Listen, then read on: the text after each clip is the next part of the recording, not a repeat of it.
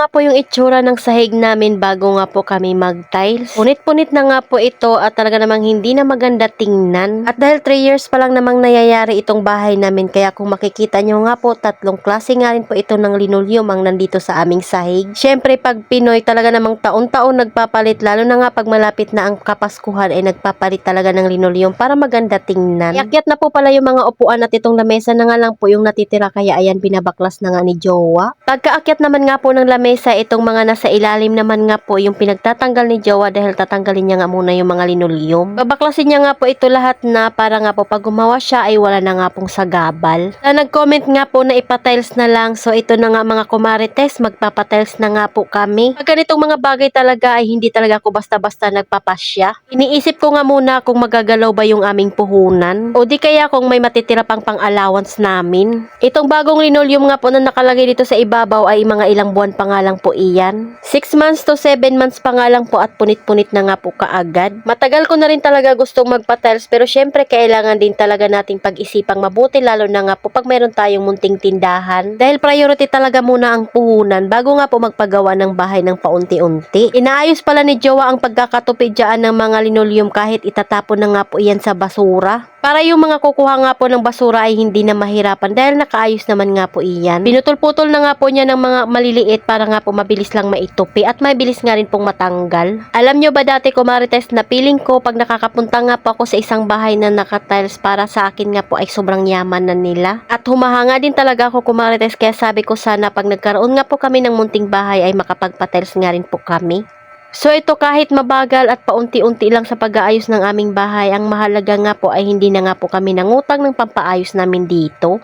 Malaking tulong din talaga itong pagpo-post ko ng mga video sa social media. Kahit minsan ay talaga namang nakakapagod mag-edit at saka mag-isip ng eco-content dahil baka nagsawa na nga kayo sa aking mga ginagawa. Hindi na lang at all around nga si Jowa sa construction, kaya kayang-kaya niya nga po itong gawin.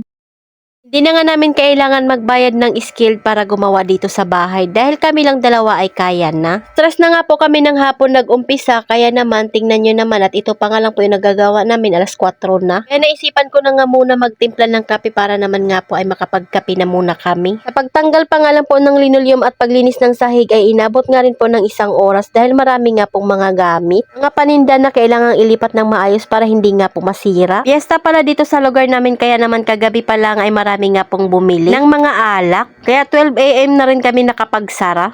Kaya kahit late na nga po kami nag-open ngayon kumarites, marami pa rin naman kaming naging benta. Kailangan na naman nga po mag-restock ngayong Lunes ng RH para nga po may paninda tayo dahil naubos nga po iyon. Yung natira na nga lang po na linoleum kumarites ay doon sa may aming saingan at doon nga po sa inuupuan sa may tindahan. Lang din talaga sa pakiramdam na paunti-unti nga pong nakakapagpaayos ng bahay. Totoo naman talaga kumarites na maliit nga lang po ito ang aming ipapatiles, pero malaking achievement na nga po ito sa amin. Kaya na nga po si Jowa ng pitik dyan, pero binigyan ko na nga muna yung bumibili. May pinapahawakan kasi siya sa akin kaso merong bumibili, kaya ayan, binigyan ko na muna. Tripan niya pa nga yung alaga namin. Tingnan nyo naman at kanina pa nga po ito nakikisali sa aming mga ginagawa. Pagkatapos kong bigyan yung bumibili, ayan, hinawakan ko na nga po yung pinapahawakan niya sa akin. Sabi ko nga ay katas nga ito ni YT at saka sa pag-affiliate doon sa kakilala ko. Ang sabi niya naman sa akin, oh, maliit lang naman yan. Totoo naman talagang maliit nga lang po talaga itong aming itatiles. Pero kung kagaya lang din naman sa amin, hindi nga po sasapat yung trabaho ni Jowa at saka sa tindahan na makapagpaayos ng bahay. Kahit maliit lang itong aming munting bahay. Pero itong pag-unti-unti nga po namin na maayos nga po itong aming munting bahay ay masaya na nga po kami. Abay, minsan nga kumarites sa sobrang kasipagan namin, halos wala na nga kaming nakakausap na ibang tao. Meron naman pala akong mga nakakausap, kung hindi yung mga nasa comment section ng aking mga video. Madalas talaga ay doon na nga lang po ako nagre-reply ng mga comment. Bihira na lang din kasi talaga ako lumabas ng bahay at saglitan na nga lang po iyon. Madalas pa ng paglabas ko ng aming bahay ay diretso na nga po sa grocery o di kaya sa palengke. Ayan at mag-uumpisa na nga si Jowa kumarites na magkabit ng tiles. Gahalo nga pala muna siya dyan ng semento, pati nga rin po yung adhesive. Pala muna siya maglalagay ng buhangin dyan sa dalawang itatiles sa harap. Manipis nga lang daw po yung kailangan niya dyan dahil pantay naman nga po yung sahig namin. Magmemekos-mekos pa nga po muna siya dyan kumarites. Ina-off ko na nga muna kay Jowa yung aming sounds dahil kanina pa nga po iyan at talaga naman kailangan na magpahinga. Mas maganda din naman talagang kumilos pag meron nga po tayong sounds. So ayan na nga muna yung unang ginawa ni Jowa kumarites at meron pa nga pong araw kahit papaano.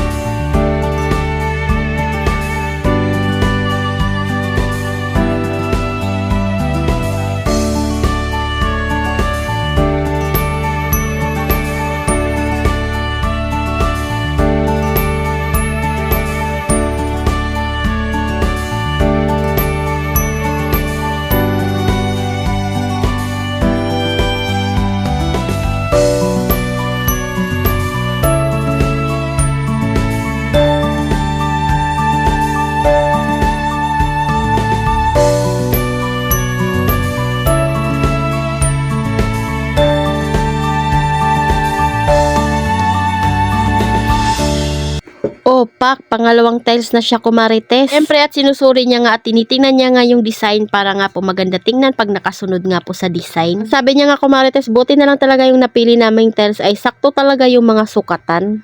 Sa magtatanong kung anong klaseng tiles nga po ito kumarites ay nakalimutan ko na kung anong tawag dyan. Sa makintab nga po iyan na light gray. Yung mga pinaka-design niya ay kulay puti nga po iyan. 60 by 60 na nga po yung aking pinili para mas magandang tingnan. Mas nakakalawak daw nga po kasi ito pag ganitong tiles yung gagamitin mo. Habang busy nga po kami ni Jowa, si Kuya Sia naman nga po yung nag-aasikaso ng aming tindahan. At dahil namimili pa nga po ng chichirya yung bumili ng RH, kaya sabi ko bigyan na muna ng soft drinks yung bumibili. Buti na lang talaga at nakapamili nga po ako ng mga chichirya. Dahil nung Friday pa nga po halos wala na nga pong laman yung aming pintuan. O diba isipin mo yun kumarites, nagtatrabaho ka na nga sa iyong bahay, abay kumikita ka pa. Nag-model pa nga yung ating customer. Ayan at nakadalawang tiles na nga po si Jowa dyan kumarites. Yan naman siya sa pangatlo.